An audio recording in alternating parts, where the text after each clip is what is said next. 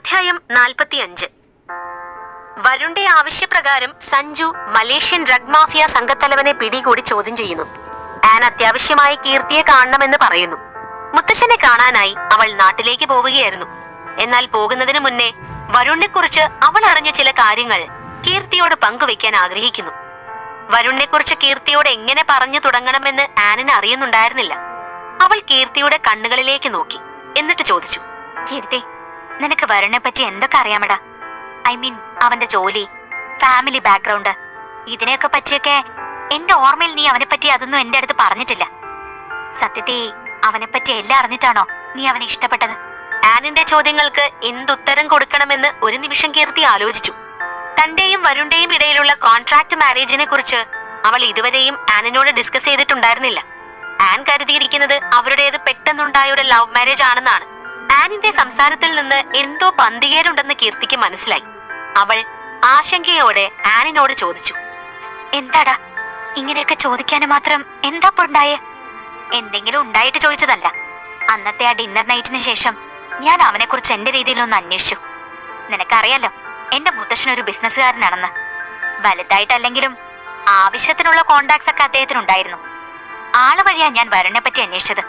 പക്ഷേ എനിക്ക് കിട്ടിയ ഇൻഫർമേഷൻസ് വെച്ചിട്ട് നിന്റെ വരുൺ ഒരു ഇന്നസെന്റ് പേഴ്സൺ അല്ല. അതിപ്പോ ബിസിനസ്സിലായാലും സ്വഭാവത്തിലായാലും ഭയത്തോടെ അല്ലാതെ ആരും അവനെ കുറിച്ച് സംസാരിക്കുന്നുണ്ടായിരുന്നില്ല. അവൻ എവിടെ നിന്ന് വന്നെന്നോ അവന്റെ ഫാമിലി ബാക്ക്ഗ്രൗണ്ട് എന്തെന്നോ ആർക്കും അറിയില്ല.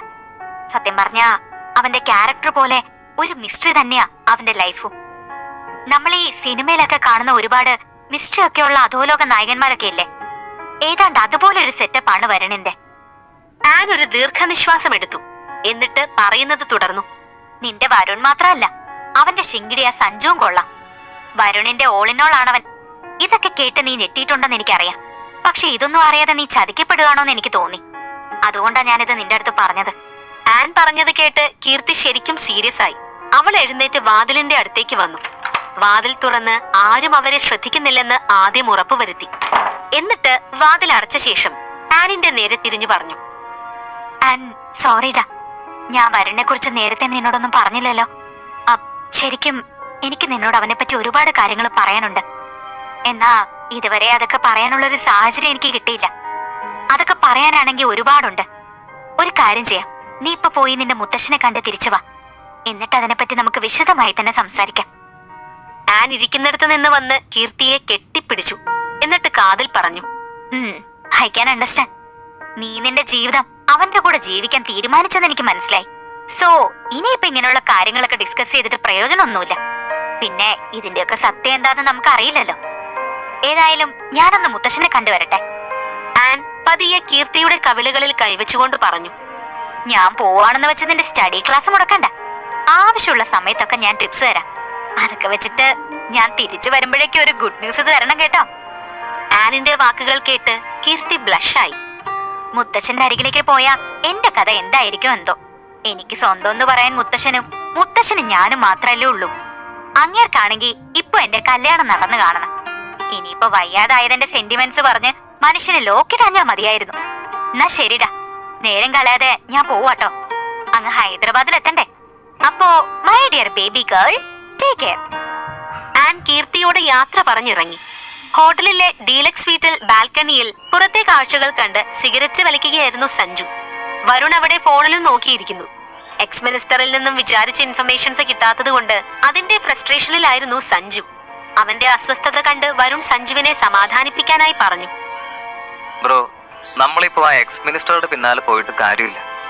ഒറിഗാമിയും അതിന്റെ പരിസര പ്രദേശങ്ങളെല്ലാം അയാളുടെ അണ്ടറിൽ തന്നെയാണ്. പക്ഷെ ഇടയിൽ നിന്നയാൾ അയാളെ ചതിച്ചു പോയി എന്നല്ല പറഞ്ഞ. തൽക്കാലത്തിന് നമുക്കത് വിശ്വസിക്കാം. ഇവിടെയുള്ള കാര്യങ്ങളെ കുറിച്ച് എനിക്ക് നേരത്തെ തന്നെ വിവരം കിട്ടിയിരുന്നു. നിന്നെ കണ്ട് ഭയന്ന് കൂടുതൽ എന്തെങ്കിലും അയാൾ പറഞ്ഞാലോ എന്ന് കരുതി ഒരു ട്രയൽ നടത്തിയതാ. പക്ഷെ കാര്യം ഉണ്ടായില്ല. സാരമില്ല, ഇവിടത്തെ ജോലി കഴിഞ്ഞ സ്ഥിതിക്ക് നമുക്ക് തിരിച്ചു പോവാൻ നോക്കാം. പോവാം. വലിയ തെളിച്ചമില്ലാതെ സഞ്ജു സമ്മതം മൂളി. അവൻ കയ്യിലെ സിഗരറ്റ് ആഷ്ട്രേയിൽ കുത്തിക്കെടുത്തി. അവന്റെ മുഖം കണ്ട് വരുൺ ചോദിച്ചു, നീ ആ മിനിസ്റ്റർ പറഞ്ഞത് സീരിയസ് ആയിട്ട് എടുത്തോ? ഐ മീൻ എന്റെ വാലാട്ടി പട്ടി എന്നൊക്കെ പറഞ്ഞത്. വരുണിന്റെ ചോദ്യം കേട്ട് സഞ്ജു മുഖം ചുളിച്ച് അവനെ നോക്കി. വരുൺ ഉദ്ദേശിച്ചത് എന്താണെന്ന് അവന് മനസ്സിലായി. ഏതേലും നാറികൾ എന്തെങ്കിലും പറഞ്ഞു എന്ന് കരുതി ഞാൻ അതൊക്കെ കാര്യമായിട്ട് എടുക്കണോ? നിന്നോടുള്ള എന്റെ ബന്ധത്തിന് വിലയിടാൻ അയാളാരാ? സഞ്ജുവിന്റെ ദേഷ്യം കണ്ടതും വരുണിന് രസം പിടിച്ചു. അവൻ സഞ്ജുവിനെ ടീസ് ചെയ്യാൻ തുടങ്ങി. എന്നാലും അയാൾ ഏത് ഭാഗത്തു നിന്ന് നോക്കിയിട്ടാ നിന്നെ ഒരു പട്ടിയായിട്ട് ഉപമിച്ചേ എന്നാ എനിക്ക് മനസ്സിലാവാത്തെ.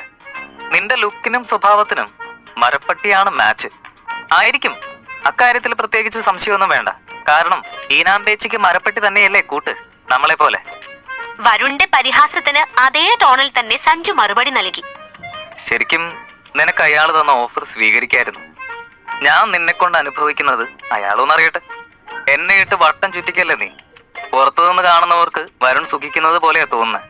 പക്ഷെ നിന്നെ കൊണ്ട് ഞാൻ ഇവിടെ വരയ്ക്കുന്നത് വല്ലവരും അറിയുന്നുണ്ടോ?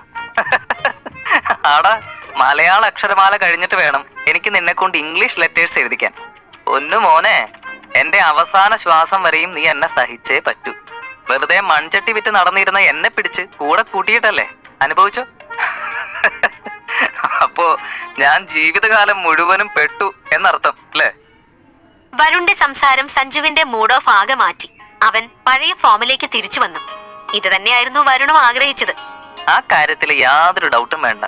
നിന്നെയും കൊണ്ടേ ഞാൻ പോവും. അതെ, എനിക്ക് നിന്നോട് സീരിയസ് ആയിട്ടൊരു കാര്യം പറയാനുണ്ട്. ഞാൻ പറയുന്നതിന് നീ എതിർക്കാൻ നിൽക്കല്ലേട്ടോ. നമ്മൾ തിരിച്ചു പോകുന്ന വഴിക്ക് പപ്പയും അന്നമ്മച്ചയും ഒന്ന് കാണാൻ പോകണം. എന്നെ 2-3 പ്രാവശ്യം വിളിക്കുന്നു. ഇപ്പൊ കുറച്ചായില്ലേ നമ്മൾ പോയി കണ്ടിട്ട്. എന്തോ അത്യാവശ്യ കാര്യമുണ്ടെന്നാ പപ്പ പറഞ്ഞു. അവരെ അങ്ങനെ ഒഴിവാക്കാൻ നമുക്ക് പറ്റില്ലല്ലോ. ഒരാവശ്യമില്ലാതെ കാണാൻ ചെല്ലാൻ പപ്പ പറയാറില്ലല്ലോ. അതുകൊണ്ട് ചെല്ലാമെന്ന് ഞാൻ വാക്ക് കൊടുത്തു പോയി. സഞ്ജു പറയുന്നത് കേട്ട് വരുണിന്റെ മുഖം മാറി. എത്രയും പെട്ടെന്ന് കീർത്തിയുടെ അടുത്തേക്ക് മടങ്ങി ചെല്ലാമെന്നുള്ള സന്തോഷത്തിലായിരുന്നു അവൻ. പക്ഷേ ഇപ്പോൾ സഞ്ജു അതിന് തടസ്സം ഉണ്ടാക്കിയിരിക്കുന്നു. പപ്പയുടെയും അന്നാമ്മച്ചിയുടെയും കാര്യമായതുകൊണ്ട് തന്നെ എതിർത്ത് പറയാനും വയ്യ. ഈ പപ്പയും അന്നാമ്മച്ചിയും ആരാണെന്നല്ലേ? ജോണും അന്നയും. അമ്മയുടെ മരണശേഷം ആരോരുമില്ലാതെ വരുണും സഞ്ജുവും തെരുവിലൂടെ അലഞ്ഞു തിരിഞ്ഞ സമയത്ത് അവർക്ക് ഭക്ഷണവും താമസിക്കാൻ ഇടവും കൊടുത്ത് സംരക്ഷിച്ചിരുന്നവരായിരുന്നു അവർ. കീർത്തിയുടെ അടുത്ത് പോകാൻ ഒറ്റക്കാലിൽ നിൽക്കുവാണ് നീ എന്ന് എനിക്കറിയാം. നമ്മൾ പോണ വഴിക്ക് ജസ്റ്റ് അവിടെ കയറിയിട്ട് അപ്പൊ തന്നെ നമുക്ക് വീട്ടിലേക്ക് പോവാലോ. നമ്മുടെ തിരക്കും കാര്യങ്ങളും അറിയാത്തവരൊന്നും അല്ലല്ലോ അവര്. വരുണിന്റെ മുഖത്ത് വലിയ തെളിച്ചൊന്നും ഉണ്ടായിരുന്നില്ല. എന്നാലും അവൻ പോകാമെന്ന് സമ്മതിച്ചു. തിരിച്ചു ചെല്ലുന്ന വരുണിന് സർപ്രൈസ് ഒരുക്കുന്നതിന് കീർത്തി സഞ്ജുവിന്റെ ഹെൽപ്പ് ചോദിച്ചിരുന്നു. വീട്ടിലേക്ക് എത്തുന്ന സമയം വൈകിക്കാൻ വേണ്ടി ഈ സന്ദർഭം ഉപയോഗിക്കാൻ സഞ്ജു തീരുമാനിച്ചു. അതിനു വേണ്ടിയിട്ടാണ് വരുണിനോട് ചോദിക്കാതെ അവൻ പപ്പയോട് ചെല്ലാമെന്ന് വാക്ക് കൊടുത്തത്. ഫ്ലൈറ്റ് ഇറങ്ങിയ ശേഷം സഞ്ജു വരുണിനെയും കൂട്ടി പപ്പയെയും അന്നാമ്മച്ചിയെയും കാണാൻ ഹൈദരാബാദിലേക്ക് പോയി. അവരവിടെ ഒരു കുഞ്ഞു ബംഗ്ലാവിലായിരുന്നു താമസം. 2 പേർക്കും ഒരു മകനായിരുന്നു ഉണ്ടായിരുന്നത്. അവൻ ചെറുപ്പത്തിൽ തന്നെ മരണപ്പെട്ടിരുന്നു. അതിനുശേഷമാണ് അവർക്ക് സഞ്ജുവിനെയും വരുണിനെയും കിട്ടുന്നത്. അന്നു മുതൽ അവർ സഞ്ജുവിനെയും വരുണിനെയും സ്വന്തം മക്കളായിട്ടാണ് കരുതിയിരുന്നത്. ഇപ്പോൾ വാർദ്ധക്യത്തിലെത്തി നിൽക്കുന്ന അവർക്ക് തണലുമായി സഞ്ജുവും വരുണും നിൽക്കുന്നു. വരുണും സഞ്ജുവും വീടിനുള്ളിലേക്ക് കയറി. അവിടെ അവരെ കാത്തെന്ന പോലെ പപ്പ നിൽക്കുന്നുണ്ടായിരുന്നു. അവരെ കണ്ടതും സന്തോഷത്തിൽ അയാൾ വന്ന് കെട്ടിപ്പിടിച്ചു. അയാളുടെ പ്രവൃത്തിയിൽ വരുൺ അസ്വസ്ഥനായിരുന്നു. അത് കണ്ടതും സഞ്ജു അയാളെ അവനിലേക്ക് ചേർത്ത് പിടിച്ചു മാറ്റി സംസാരിക്കാൻ തുടങ്ങി. എന്താ സുഖമല്ല രണ്ടാൾക്കും? അമ്മച്ചിയുടെ അകത്താ? നേരിട്ട് കാണുമ്പോ സുഖവിവരം തിരക്കിയാ മതി നീ, അല്ലാതെ ഒന്ന് വിളിക്ക കൂടിയില്ല. അമ്മച്ചി അകത്തുണ്ട്. വാ, ഉള്ളിലേക്ക് കയറിയിരിക്കെ. വാ വരണേ. അയാൾ അവരെ ലിവിംഗ് റൂമിലേക്ക് കൊണ്ടുപോയി. വരുൺ അവിടെ കണ്ട സോഫയിലിരുന്നു. സഞ്ജുവും അവന്റെ അടുത്തേക്ക് ചെന്നു. അപ്പോഴേക്കും ഉള്ളിൽ നിന്ന് അന്നാമ്മച്ചിയും അങ്ങോട്ടേക്ക് വന്നു. അവരെ കണ്ടതും ആ വൃദ്ധയായ സ്ത്രീ പരിഭവം പറയാൻ തുടങ്ങി. എത്ര കാലമായിടാ മക്കളെ നിങ്ങളെ ഒന്ന് കണ്ടിട്ട്. ഇങ്ങനെ ഒരു കിഴവനും കിഴവി ഇവിടെ ഉള്ള കാര്യം അങ്ങനെ അങ്ങ് മറക്കാവോ? ഇടയ്ക്ക് എപ്പോഴെങ്കിലും ഞങ്ങളെ ഒന്ന് വന്ന് കണ്ടുപോയിക്കൂടെ? നിങ്ങളല്ലാതെ മറ്റാരാ ഞങ്ങൾക്കുള്ളേ? തുടങ്ങിയോ? എന്റെ അന്നക്കൊച്ച് നിന്ന് തിരിയാൻ നേരം വേണ്ടേ? ഇപ്പൊ ഏതായാലും ഞങ്ങൾ വന്നല്ലോ, ഇനിയൊന്ന് ചിരിച്ചൂടെ? അറിയാലോ, ഓർക്കാഞ്ഞിട്ടല്ല, ഇടയ്ക്ക് ചില പ്രശ്നങ്ങളൊക്കെ ഉണ്ടായി. അതൊക്കെ തീർക്കാൻ വേണ്ടി വിശ്രമമില്ലാത്ത ഓട്ടത്തില. എന്നാലും ഞാൻ ഇടയ്ക്ക് വിളിക്കാറുണ്ടല്ലോ. അതുകൊണ്ട് ഇപ്പൊ ഈ പരിഭവമൊക്കെ മാറ്റിവെച്ച് എന്റെ സുന്ദരി ഒന്ന് ചിരിച്ചേ. അവരെ ചേർത്ത് പിടിച്ചുകൊണ്ട് സഞ്ജു ആശ്വസിപ്പിച്ചു. അല്ല, ഇങ്ങനെ ബിസിനസ് എന്ന് പറഞ്ഞ് നടന്നാ മതിയോ? രണ്ടാൾക്കും ഒരു കൂട്ടൊക്കെ വേണ്ടേ? ഇന്ന് നിങ്ങളുടെ അടുത്ത് വരാൻ പറഞ്ഞത് തന്നെ അതിനൊരു തീരുമാനം ഉണ്ടാക്കാനായിട്ടാ. ഞാനൊരു പെണ്ണിനെ കണ്ടുവച്ചിട്ടുണ്ട്. എന്റെ കൂട്ടുകാരന്റെ പേരക്കുഞ്ഞ. നല്ല അടക്കോ ഒതുക്കോ ഉള്ള നല്ലൊരു മോള്. അവള് നിങ്ങൾ 2-ൽ ആര് കല്യാണം കഴിച്ചാലും എനിക്ക് സന്തോഷം. നിങ്ങൾ ഇന്ന് വരുന്നതറിഞ്ഞ് അവരെ ഇങ്ങോട്ടേക്ക് വിളിച്ചിട്ടുണ്ടായിരുന്നു. അവിടെ അകത്തിരിപ്പുണ്ട്. ഒരു ഒഫീഷ്യൽ പെണ്ണ് കാണൽ തന്നെ നടത്താം നമുക്ക്. എങ്ങനെയുണ്ട് എന്റെ സർപ്രൈസ്? ഇതും പറഞ്ഞ് പപ്പ ചിരിച്ചു. അയാൾ പറയുന്നത് കേട്ട് രണ്ടുപേരും ഞെട്ടിപ്പോയിരുന്നു. അവർ പരസ്പരം നോക്കി. ഇങ്ങനെയൊരു സംഭവം സ്വപ്നത്തിൽ പോലും അവർ കരുതിയിരുന്നില്ല. കല്യാണം ദാ ഇവൻ കഴിച്ചോളൂ.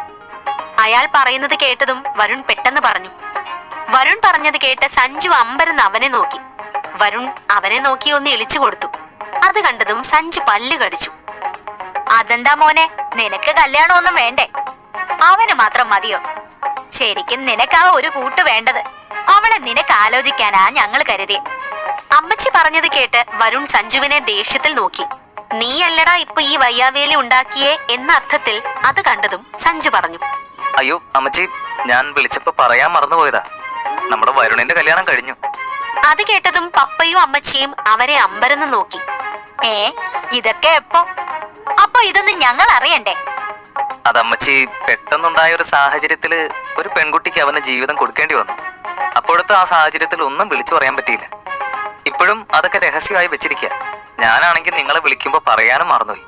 വരുണിന്റെ കല്യാണം പറയാത്തതിൽ അവർ രണ്ടുപേരും പരിഭവിച്ചു. സഞ്ജു അവരെ ഓരോന്ന് പറഞ്ഞ് സമാധാനിപ്പിക്കാൻ നോക്കി. പക്ഷേ അവർ പരിഭവത്തിൽ തന്നെയായിരുന്നു. അവരെ സന്തോഷിപ്പിക്കാൻ സഞ്ജു ഇങ്ങനെ പറഞ്ഞു. ഇപ്പൊ നിങ്ങൾക്ക് എന്താ വേണ്ടത്? ഒരു കല്യാണം കൂടെയല്ലേ? ഞങ്ങളിൽ ആരേലും ആ പെണ്ണിനെ കാണുകയല്ലേ? ഞാൻ പോയി കാണാം. വേണേൽ ഇന്ന് തന്നെ കല്യാണം കഴിക്കാം. എന്താ പോരെ? അത് കേട്ടതും അവർക്ക് സന്തോഷമായി. അവർ സഞ്ജുവിനെയും കൂട്ടി അകത്തേക്ക് നടന്നു. അത് കണ്ട് വരുൺ അവിടെ ഇരുന്ന് ചിരിച്ചു. നടക്കുന്നതിനിടയിൽ പെണ്ണിന്റെ വിശേഷങ്ങൾ പറയുന്നുണ്ടായിരുന്നു. എന്റെ കൂട്ടുകാരൻ ആന്റണിയെ നീ അറിയില്ലേ? നമ്മുടെ നാട്ടിലെ അത്യാവശ്യം നല്ല നിലയിലുള്ളൊരു ബിസിനസ്സുകാരൻ തന്നെ അവൻ. അവന്റെ ഒരേ പേരക്കുട്ടിയായി പെണ്ണ്. എന്താ അടക്കമൊതുക്കും. ഇന്നത്തെ കാലത്ത് ഇതുപോലെയുള്ള കുട്ടിയെ മഷിയിട്ട് നോക്കിയാൽ പോലും കിട്ടില്ല. അത്രയ്ക്ക് നല്ല കുട്ടി. കാണാനും തെറ്റില്ല. നിനക്കിഷ്ടാവും. ഞാൻ അവന് വാക്ക് കൊടുത്തുപോയി. എന്റെ മക്കളിൽ ആരെയും അവളെ കല്യാണം കഴിച്ചോളൂന്ന്. സഞ്ജു ആണെങ്കിൽ എല്ലാത്തിനും മൂളിക്കൊണ്ടിരുന്നു. മൊത്തത്തിൽ ഒരു ട്രാപ്പിൽപ്പെട്ട അവസ്ഥയിലായിരുന്നു അവൻ. പെട്ടല്ലോ ഭഗവാനെ. വരുൺ പറഞ്ഞതുപോലെ നേരെ വീട്ടിലോട്ട് പോയാൽ മതിയായിരുന്നു. ഇതിപ്പോ തലയ്ക്ക് മോളിൽ പോകുന്ന കെണിയെ ഏണി വെച്ച് പിടിച്ച അവസ്ഥയിലായില്ല. അവർ അകത്ത് കയറി. അവിടെ ഒരു പ്രായമുള്ള ഒരാളും ഒരു പെൺകുട്ടിയും ഇരിക്കുന്നുണ്ടായിരുന്നു. അവരെ കണ്ടതും ആ മനുഷ്യൻ എഴുന്നേറ്റ് അടുത്തേക്ക് വന്നു. വാടോ ജോണേ, ഇതാണോ നിന്റെ ചെറുക്കൻ?